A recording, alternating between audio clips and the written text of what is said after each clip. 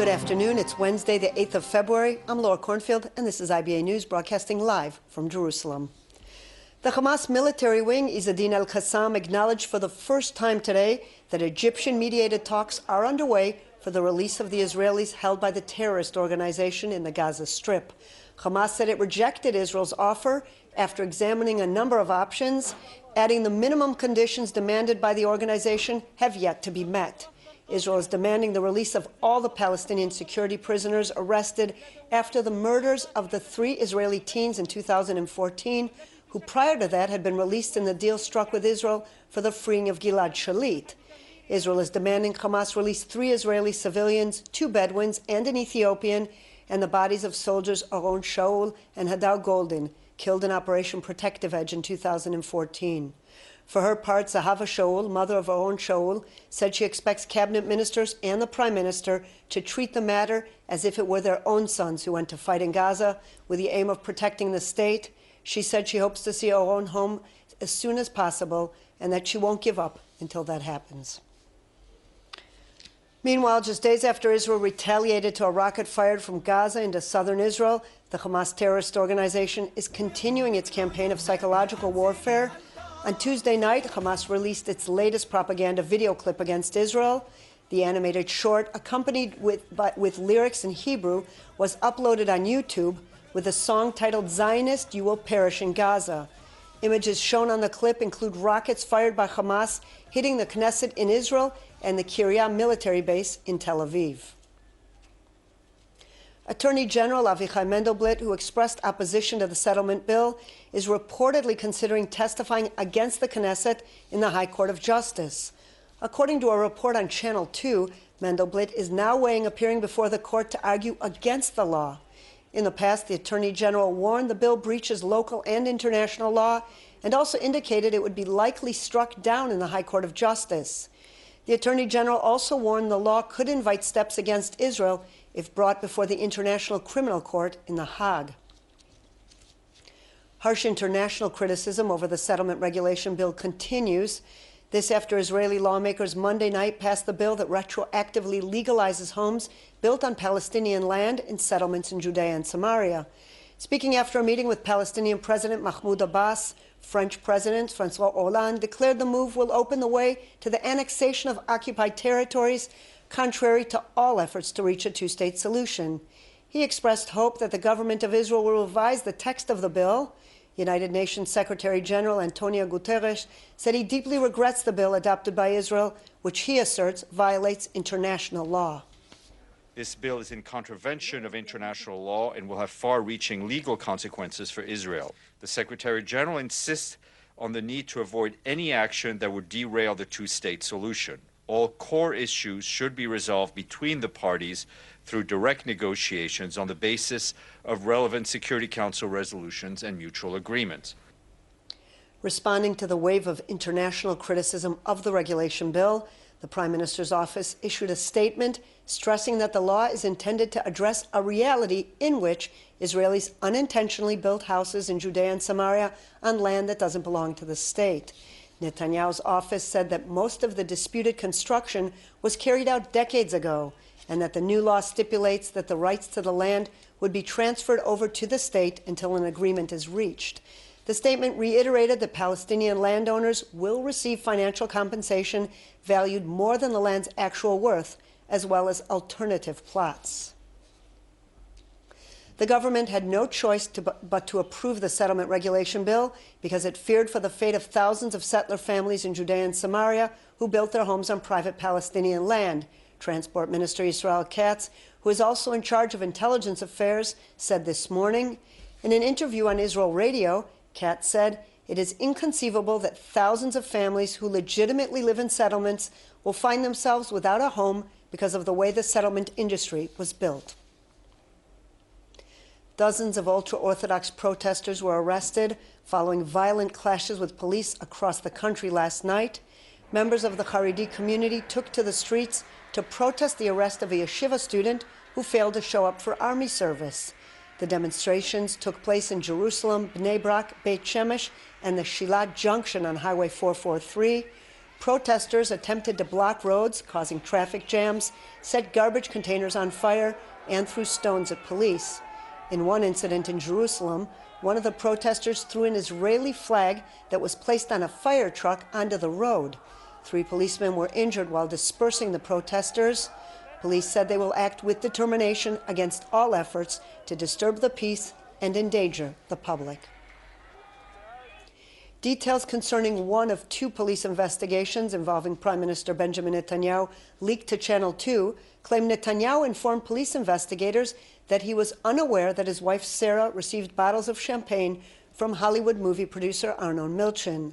The police probe, dubbed Case 1000, alleges that Netanyahu and his wife received gifts, including expensive champagne, cigars, and jewelry from Milchan, worth tens of thousands of shekels. According to the television report, the Prime Minister told police that he and his wife were independent people and that he is not always aware of her actions, including the bottles of champagne allegedly delivered to her.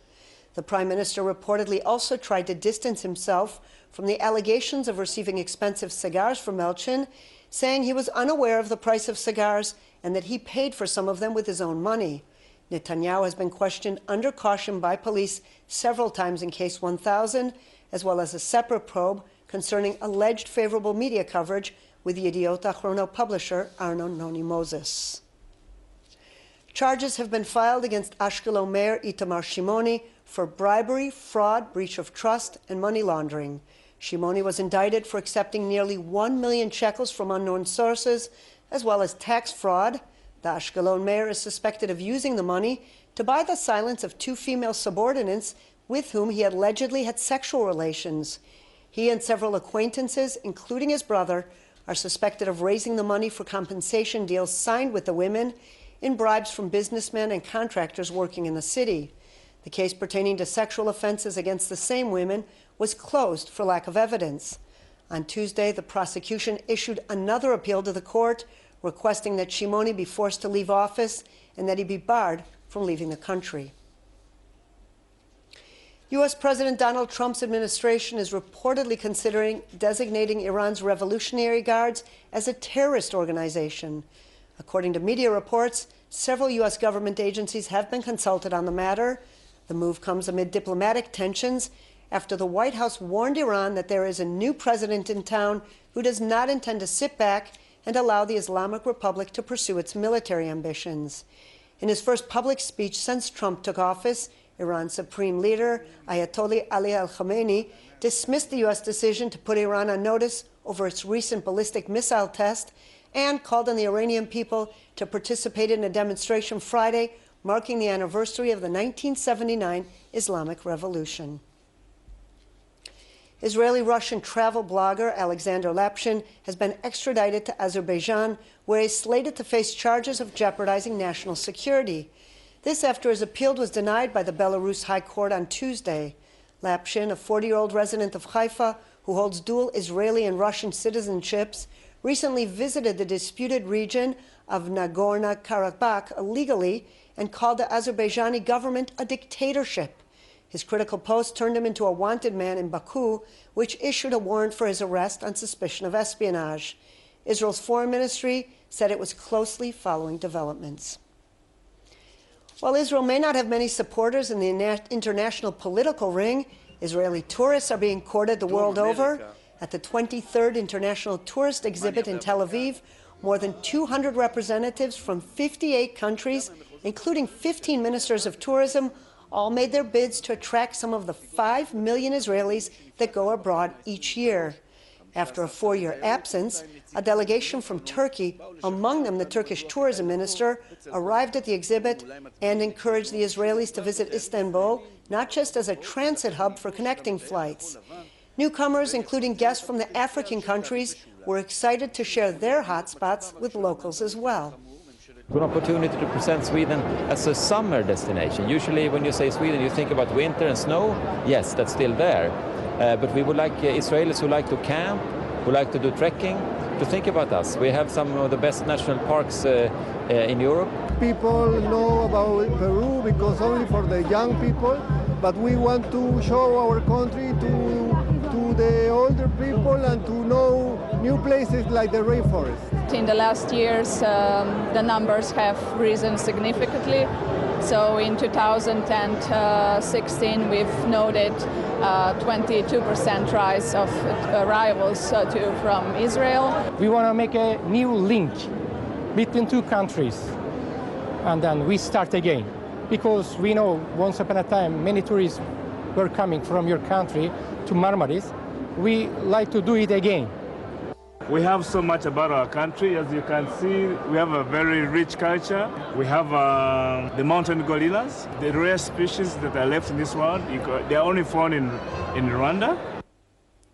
In local money matters, shares were down in the Tel Aviv Stock Exchange, while the shekel was mixed in foreign currency trading. Here are the numbers.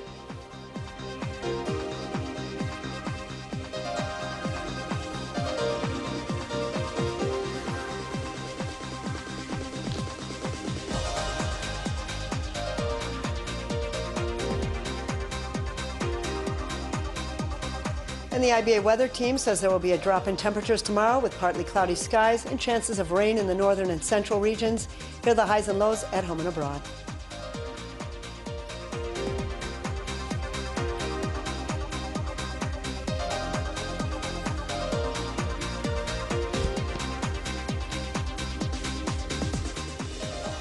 And that's all for this newscast. Join us again tomorrow, same time, same channel. Until then, I'm Laura Cornfield wishing you a good evening and shalom from Jerusalem.